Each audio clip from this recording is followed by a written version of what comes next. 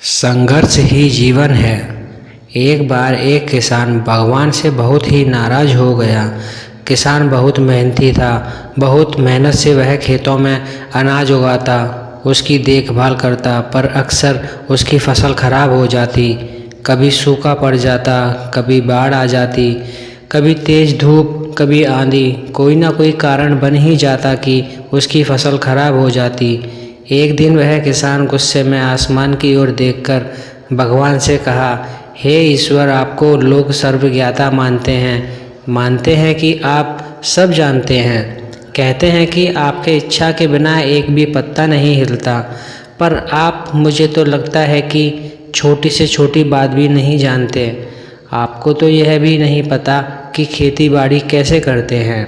अगर आप जानते तो हर समय जो बाढ़, आंधी और तूफान आते हैं वो कभी नहीं आते। आप नहीं जानते कि किसान कितना नुकसान उठाता है और उसको कितना नुकसान उठाना पड़ता है।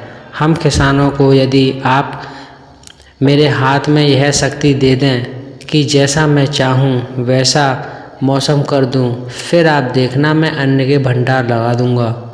भगवान इस किसान के तीखे वाक्य सुनकर मुस्कुरा रहे थे और वह किसान के सामने प्रकट होकर बोले, मैं आज से तुम्हें यह शक्ति देता हूँ कि तुम अपनी खेतों पर तुम्हारी जैसी इच्छा ही तुम वैसा मौसम कर दोगे। मैं बिल्कुल भी दखल नहीं दूँगा, तुम्हारी इच्छा से सब कुछ होगा। किसान बहुत खुश हो गया। किसान ने गेहूं की फसल अपने खेतों में बोई।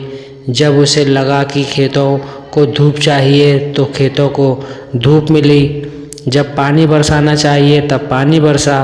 आंधी, तूफान, बाढ़, कुछ भी उसने अपने खेतों पर आने नहीं दिया। किसान के खेत में इस वर्ष ऐसी फसल हुई जैसे कभी नहीं हुई थी। हरी भरी लहराती फसल। मन ही मन वह बहुत खुश हो गया और सोचने लगा, अब सबूत के साथ दिखाऊंगा भगवान को कि इसे कहते हैं शक्ति का सही उपयोग। मेरी सफलता देखकर उन्हें अपनी नियम जरूर बदलने पड़ेंगे। कुछ दिन गुजरे, फसल कटने को तैयार हो गई। किसान बहुत उत्सुकता के साथ फसल को काटने लगा, पर जैसे ही उसकी नज़र गेहूं की बालियों पर गया तो उसने अपना सिर पीट लिया और वह रोने चिल्लाने लगा। गेहूं की एक भी बाली के अंदर गेहूं का दाना नहीं था। सारी बालियां अंदर से खाली थीं। किसान बहुत दुखी हो गया। उसने भगवान को रोते हुए फिर पुकारा, हे प्रभु, तुमने ये मेरे साथ क्या किया?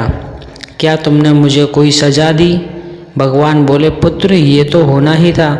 तुमने पौधों को संघर्ष करने का मौका ही कहाँ दिया। ना तो तुमने उन्हें आंधियों से जूझने दिया, ना तेज बारिश से सहने दिया और ना ही धूप में तपने दिया। एक भी चुनौती का सामना तुमने उन्हें नहीं करने दिया। इसीलिए सारे पौधे अंदर से खोखले रह गए।